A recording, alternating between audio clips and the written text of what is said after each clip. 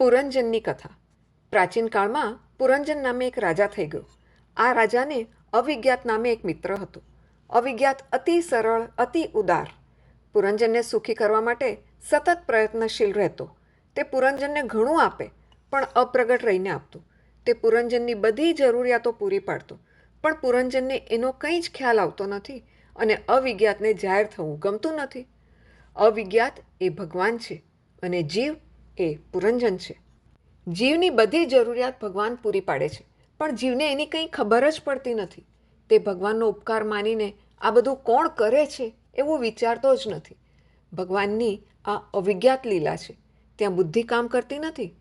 અજ્ઞાત રૂપે ઈશ્વર જીવને મદદ કરે છે.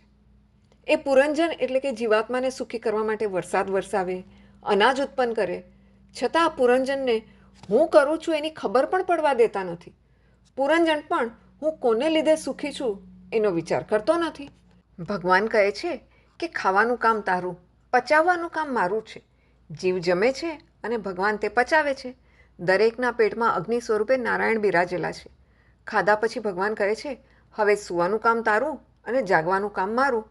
શરીર એ ગાડી અને જીવ એ મુસાફિર, અને પરમાત્મા એ ગાડીને ચલાવનાર છે. જો પરમાત્મા સૂઈ જાય તો અચ્યુતમ કેશવમ થઈ જાય. રેલવે એન્જિનનો ડ્રાઈવર સૂઈ જાય તો ગાડી અટકી જાય. મુસાફર સૂઈ જાય તો પણ ભગવાન સૂત્રધાર સૂતો નથી. છતાં જીવ વિચાર કરતો નથી કે મને કોણ સુખ આપે છે. સત્કર્મનો સંકલ્પ કરે તો ભગવાન બળ આપે છે. તમે રાતે પથારીમાં બેસીને અડધો કલાક પણ ભક્તિ કરો. એકદમ પથારીમાં પડશો નહીં. પથારીને પવિત્ર કરો. પ્રભુને વારંવાર વંદન કરી કહેજો, તમારી કૃપાથી આજનો દિવસ પૂરો થયો. સવારે 4 વાગે ઉઠીને તમારું ધ્યાન કરવું છે તો મને 4 વાગે જગાડજો. ભગવાન તમને બરાબર 4 વાગે જરૂર જગાડશે. ભગવાનનું ભજન પ્રાતઃકાળમાં થાય છે. સૂર્યનો ઉદય થાય ત્યારે બીજાના રજોગુણ અને તમોગુણના રજકણો તમને અસર કરશે.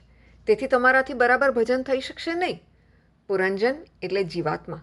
પુરંજન વિચાર કરે છે કે હું કોને લીધે સુખી છું. ઉપકાર કરનાર ઈશ્વરને ભૂલીને ફરતો ફરતો એક 9 દરવાજાવાળી નગરીમાં દાખલ થયો. 9 દરવાજાવાળી નગરી એટલે માનવ શરીર. ત્યાં આવ્યા પછી તેને એક સુંદર સ્ત્રી મળી. પુરંજને પૂછ્યું, તમે કોણ છો? એ સ્ત્રીએ જવાબ આપ્યો, હું કોણ છું તે હું જાણતી નથી, પણ હું તમને સુખી કરીશ. પુરંજનને તે સ્ત્રી ગમી ગઈ. પુરંજને વિચાર્યું, ગમે તે જાતની હોય, દેખાય છે તો બહુ સુંદર. આ સુધરેલા લોકો આજકાલ જાતનો જરાય વિચાર કરતા નથી. તેઓ સમજે છે કે અમે બહુ આગળ વધ્યા છીએ. ગીતાજીમાં ભગવાન કહે છે, આ જાતિઓ અને વર્ણાશ્રમો મેં બનાવ્યા છે. છતાં સુધરેલા લોકો કહે છે અમે વર્ણાશ્રમમાં માનતા નથી. જેના જીવનમાં સંયમ નહીં, સદાચાર નહીં, ધર્મનિષ્ઠા નહીં, પરમાત્મા માટે પ્રેમ નહીં, એ સુધર્યા કે બગડ્યા? એ સુધર્યા કહેવાય નહીં. સુધરેલા લોકો કહે છે તે દેખાવે રૂપાળી છે, પછી ભલે ને ગમે તે જાતની હોય, વાંધો નથી. સુંદર દેખાય છે એમ સમજીને તેના કુલ કે ગોત્રનો વિચાર કર્યા વગર પુરંજને એ સ્ત્રી સાથે લગ્ન કર્યા. પુરંજન એ સ્ત્રીમાં એવો આસક્ત થયો કે એક ક્ષણ પણ તેને છોડે નહીં. થોડા સમયમાં તેને ઘેર 1100 પુત્ર થયા. આ સ્ત્રીનું નામ પુરંજની. પુરંજની એ બુદ્ધિ છે. 11 ઇન્દ્રિયોનું સુખ ભોગવવાના સંકલ્પો એ જ 1100 બાળક. ઇન્દ્રિયો 11 છે.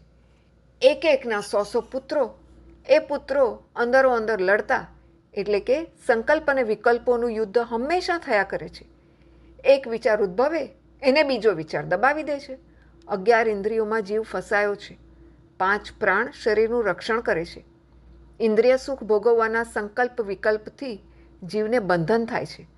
બુદ્ધિના સંકલ્પ વિકલ્પો જીવાત્માને રડાવે છે. ઘણા વર્ષો સુધી પુરંજન આ પ્રમાણે સુખ ભોગવે છે.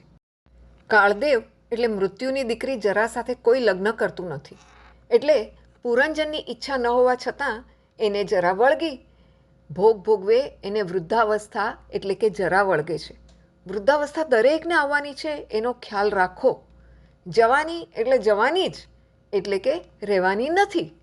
યોગીને કોઈ દિવસ જરા વળગી શકે નહીં.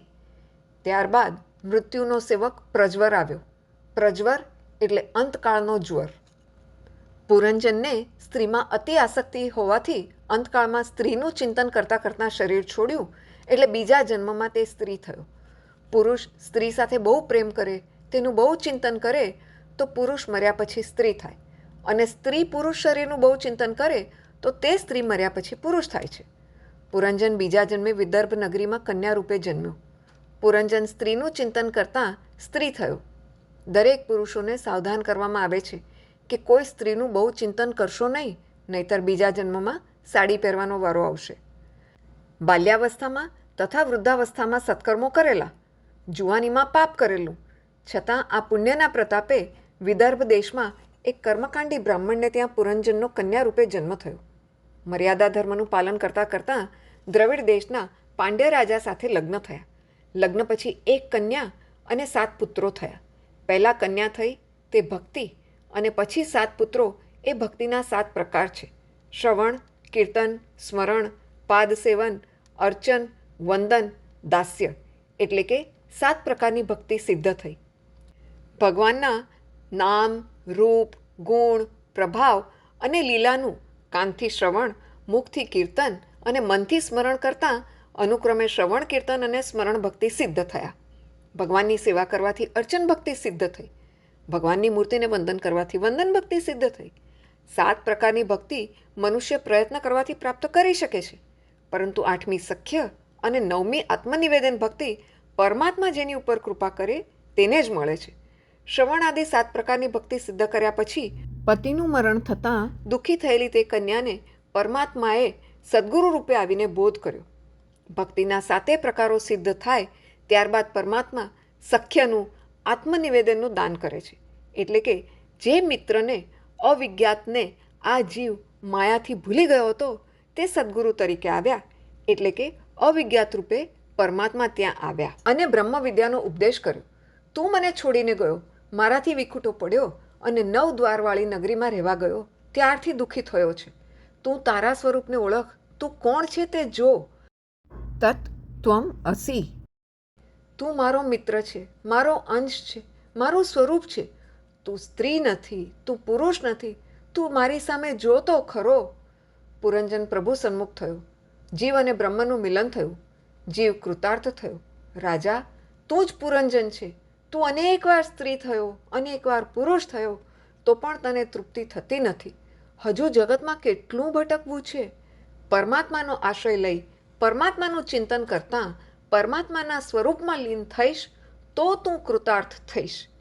ભક્તમાળમાં અમરદાસજીની કથા આવે છે. એકવાર અમરદાસજીએ માતાને પૂછ્યું, માં, તમારા લગ્ન વખતે હું ક્યાં હતો? માએ કહ્યું, બેટા, મારા લગ્ન પછી જ તમારો જન્મ થયો છે. અમરદાસજીએ કહ્યું, માં, તું ખોટું બોલે છે. એ વખતે પણ હું ક્યાંક તો હતો જ. તો મારું અસલી ઘર ક્યાં છે? આ બુદ્ધિ જાણતી નથી કે મારું અસલ ઘર ક્યાં છે, તેથી જગતમાં ભટકે છે.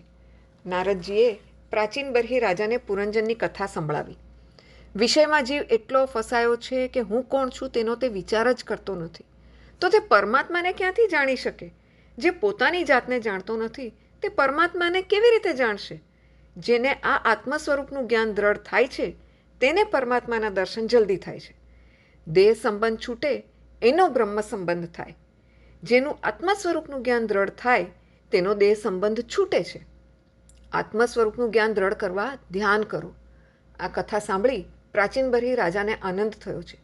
પ્રાચીન બરહી મહારાજ આદિનારાયણ પરમાત્માનું ધ્યાન કીર્તન કરતાં કરતાં કૃતાર્થ થયા છે, બ્રહ્મમાં લીન થયા છે. કથા મનુષ્યને પોતાના દોષોનું ભાન કરાવે છે અને ભાન કરાવીને તે દોષો છોડાવે છે. પૂર્વજન્મનું પ્રારબ્ધ ભોગવીને પૂરું કરવાનું છે, પણ નવું પ્રારબ્ધ ઊભું કરશો નહીં. એવું સાદું જીવન ગાળો કે જન્મ મરણનો ત્રાસ છૂટી જાય. આત્મા પરમાત્માનો અંશ છે. જીવાત્મા શરીરથી જુદો છે. જીવાત્મા બ્રાહ્મણ નથી, વૈશ્ય નથી, સ્ત્રી નથી, પુરુષ નથી. આત્મ સ્વરૂપનું ભાન અને દેહનું વિસ્મરણ થાય તો મનુષ્યને જીવતાં જ મુક્તિ મળે છે. મનુષ્યને જગત નથી એવો અનુભવ થાય છે, પણ હું નથી એનો અનુભવ થતો નથી. અહમનું વિસ્મરણ કદી થતું નથી. નારાયણ સરોવરના કિનારે પ્રચેતાઓએ 10,000 વર્ષ જપ કર્યા ત્યારે તેમની સમક્ષ ભગવાન નારાયણ પ્રગટ થયા. જપથી મનની શુદ્ધિ થાય છે. જપ વિના જીવન સુધરશે નહીં. રામદાસ સ્વામીએ દાસબોધમાં અનુભવ ઉપરથી લખ્યું હતું કે કરોડ જપ કરવાથી પરમાત્માના સાક્ષાત દર્શન થાય છે. જપથી પૂર્વજન્મના પાપ બળે છે. જપનું ફળ તરત જોવામાં ન આવે તો માનવું કે પૂર્વજન્મના પાપ હજુ બાકી છે તેનો નાશ થઈ રહ્યો છે.